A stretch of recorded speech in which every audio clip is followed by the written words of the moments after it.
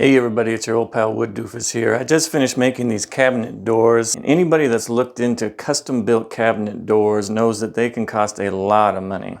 I looked at just a couple websites where you can enter in the dimensions of the doors that you need, and even the most simple shaker style for this size door cost over $100, and that's per door. So like many people, I've seen on YouTube that there are professionals out there or semi-professionals that make what they call the $10 cabinet door. So when I was building these doors, my goal was to find out if I could really build these doors for $10 a piece. So I'm going to show you how I built these in just a few minutes, just based on videos that I've watched, and then I'm going to tell you how much it cost me at the end, so stay tuned for that. To start building these doors, I've already cut some strips of 3/4 inch MDF out of some 12-inch shelf boards that I bought at the Home Depot.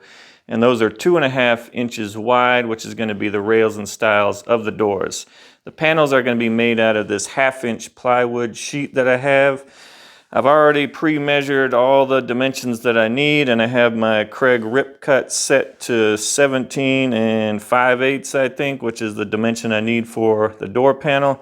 And I'm just going to start ripping. I need to do 2 of these rips with this board, and then I'll cut them to length. So the length of my panel needs to be 24 3/4, and if you remember, my width is 17 5/8.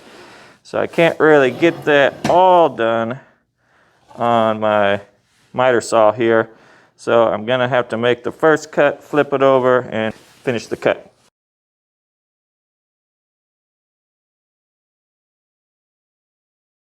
And that was a major suckathon. I should have pushed my saw back a little bit, and now I got some support so it won't fall off again. So now I'm gonna cut my rails and my stiles. I have one here, and to make repeatable cuts, I just lay it on top of the material.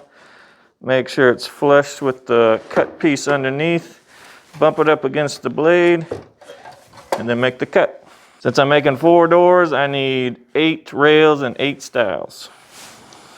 Right now that I got the rails and stiles and panels cut, it's time to get the router table set up and get all this grooved together. I got this tongue and groove router bit set that I use to make these things, and this really streamlines the door making process. And I have one piece here, one piece here. This costs 40 some dollars on Amazon. Not too bad, comes in a little case. I'll put a link in the description if you're interested. But it has one beveled edge and one flat edge, so you can make either profile as your front, depending on what your preference is. I like the beveled edge because that gives it a little bit more style. This has a bearing here, and this piece is designed for making the grooves that you see here, and this bit that's in the router already is for making the tongue. Actually, it looks like that. But yeah. One huge benefit to working with MDF is that it's very machinable, which means you can put it through these kinds of things really easily and don't have to worry about tear out or anything. So as long as you're able to pass this through straight, you're good to go. Now, sometimes I've used this poplar for the frame of the door, and this requires you to tape it up and always have a backer on there and make sure that you reduce the tear out when you pass it through these things. But I've noticed with MDF, it's way easier. I went ahead and mocked up 1 door so far out of the 4 that I'm making because I wanted to make sure that I had all the kinks worked out before I started sending all the pieces through in a whole system style. But now that I got it worked out, I'm going to go ahead and start with the panels.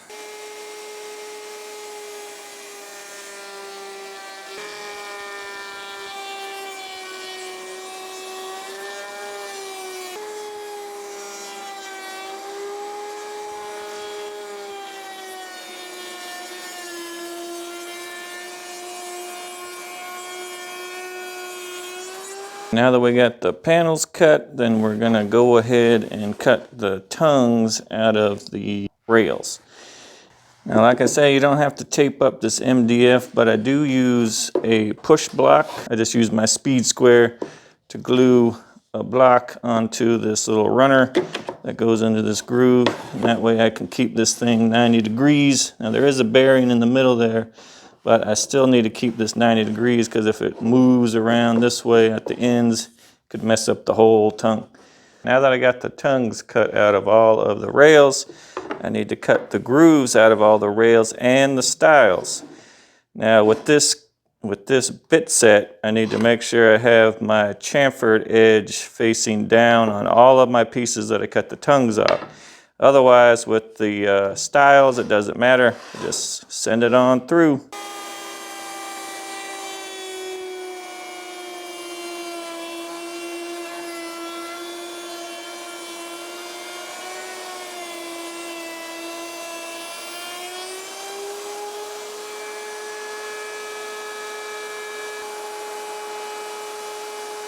So once all the pieces are cut out, then we're ready to assemble them for a dry fit. So the rails go on the top and bottom, just like that.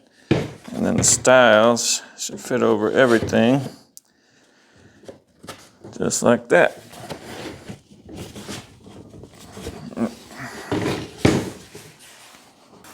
Making me look like a fool. Okay. Now we got 2 rails, 2 stiles, and panel. Boom. I should have a little bit of extra sticking out the top here. And that's on purpose. I made the stiles a little long because I want to make sure that they weren't too short. I'd rather them be too long and shave them off than too short and be completely screwed up. So after the dry fit, it's time for the glue up. Now another plus about using MDF is that you can glue up the entire seam all the way around here, and it's going to be good because MDF is so stable. I don't know what I'm talking about. So I guess anytime you use an MDF panel, you can glue up the entire seam, but if you used a hardwood panel, you need to allow for some movement in there to expand and contract, so you can only glue up these seams. So since you can glue the whole thing up, it stays pretty solid. All right, so all 4 doors are glued up now, and I have the caulking on the seams, so everything's looking good there.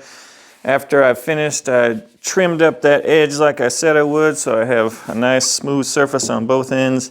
Then I went through with 220 sandpaper and took off the sharp edges of this MDF. So once that was done, I was able to cut out these cups with this jig right here.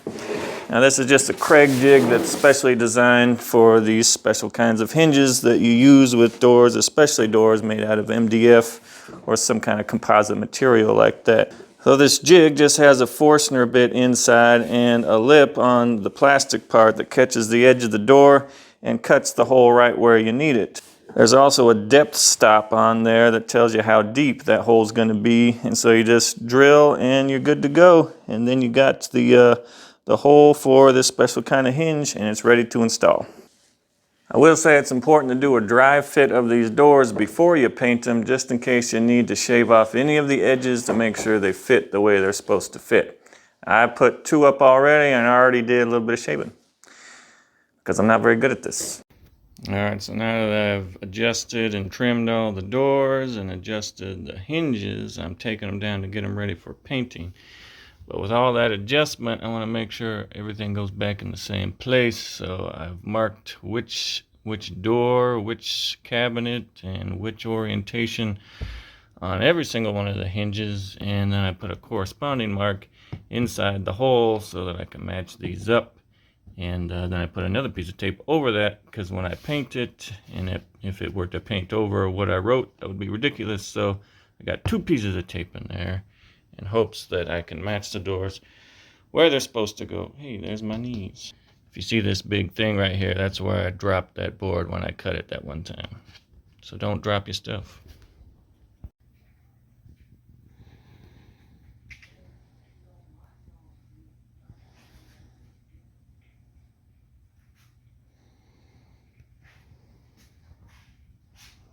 All right, so let's talk about the cost breakdown. There's basically 2 ways you can calculate how much these doors cost. First way is just to price the materials that I bought and divide that by 4, since I made 4 doors.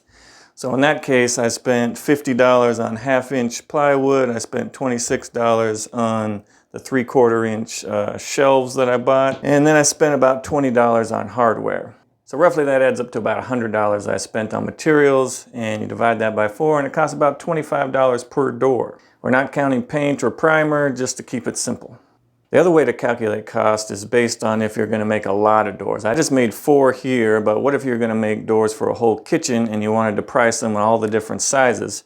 Well, I made a calculator in Excel to figure that out. So I basically priced the cost per square foot of the panel material and the cost per linear foot of the 2.5-inch material for the rails and stiles.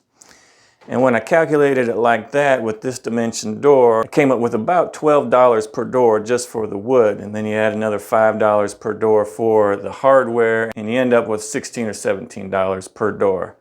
So still not a $10 door. I did, however, try to use my calculator to figure out if I could make a $10 door based on different dimensions. And I basically came up with a 12 by 12 door, which is probably actually smaller than this sample door that I made. This one might cost $10, but not with hardware. I also made a calculator for doors that were made with poplar rails and stiles and a 1/2-inch MDF panel. And these were much more expensive, obviously. For this size door, this would be $30 per door just in material. That does include hardware though. So does the $10 cabinet door exist? Probably, but only if they're really small. Thanks for watching, and as always, don't be afraid to be a doofus.